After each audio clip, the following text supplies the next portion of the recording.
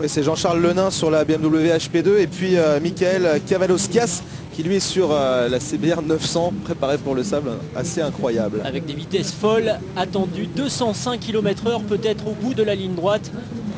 Mais des pneus à crampons quand même. Hein. Et c'est parti pour la 3e édition de l'Enduropal, 32e édition de cette course légendaire qui est le Touquet. Et cette image sensationnelle. La moto orange, c'est la moto de Motoland, voilà, qui prend de suite un léger avantage. Et là voilà cette 900 CBR avec des pneus de moto tout-terrain.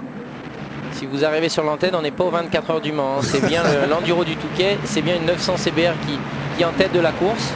Loin devant, et je pense Jean-Charles Lenain sur la BMW HP2 derrière. Donc je pense pour que celui-ci le pari gagné, et ça me fait tout particulièrement plaisir. Je l'ai eu au téléphone il y a quelques jours il avait promis de faire un geste en fonction de sa place pour l'association dont j'aide aussi. Donc voilà, je pense que le pari va être gagné dans quelques centaines de mètres maintenant. Et d'ailleurs, vous n'êtes pas étranger à ce succès qui se dessine vu que vous lui avez donné quelques conseils pour le wall shot.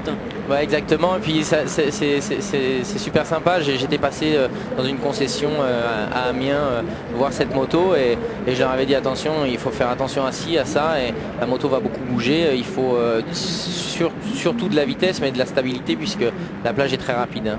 Et puis on va le voir, il va y avoir quelques cassures sur cette plage pour venir un petit peu réduire la vitesse. Alors est-ce que Jean-Charles Lenain, qui apparemment est en 2e position, va être en mesure d'aller chercher ce garçon? C'est une incertitude en tout cas. On le voit pour l'instant, il est serein même si ça bouge beaucoup sur cette moto. Là ça bouge beaucoup, il rentre dans la partie de sable beaucoup plus claire, beaucoup plus molle et avec beaucoup d'ondulation, on peut le voir. Et là il faut avoir quand même un gros cœur, c'est pas seulement tourner la poignée. Donc les quelques premiers sauts qui se passent quand même assez bien. Ben voilà, le challenge va être gagné, je pense, encore quelques mètres. Elle est impressionnante en tout cas cette image, et regardez un petit peu cet engin bâtard, moitié moto de tout terrain, moitié moto de vitesse. On la voit, la HP de BMW derrière, elle est pas loin, elle a peut-être la possibilité de revenir quand on connaît ses aptitudes au tout terrain. On a l'impression qu'ils sont que 2 pour l'instant, alors que derrière il y a plus de 1000 motos. Et la sensation d'être en tête de la horde de motards, c'est une sensation vraiment incroyable. Je pense que c'est un cascadeur le all shotter, donc il doit avoir l'habitude des sensations fortes, mais là il va se faire un gros plaisir quand il va arriver au bout de la ligne droite, et il va faire le virage et il va voir toutes les motos qui arrivent. Il ne faut pas qu'il oublie de tourner non plus. Non, non plus. Il va nous rejoindre sinon. Allez, le voilà, ce virage pour la photo finish. À l'avantage de Michael Cavalauskas.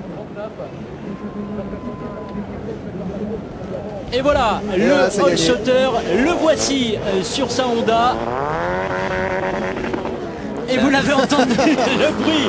Je pense qu'il essaie de faire un burn, mais par contre le sable n'était pas assez dur.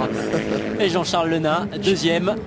Alors ces garçons vont être rattrapés dans quelques instants par le reste de la meute que voici. Parmi ces garçons, évidemment, tous les favoris de l'épreuve.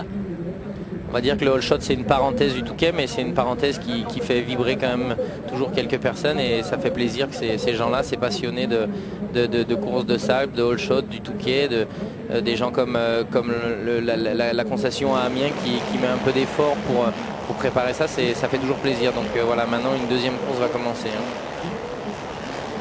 Et oui, on le voit avec ce terrain déjà défoncé, travaillé dans le virage. Avec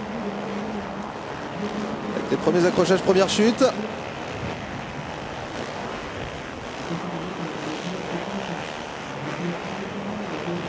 Il y a ceux qui ont la chance de passer dans ce virage les premiers, parce qu'ensuite ça va commencer à boucher sévèrement.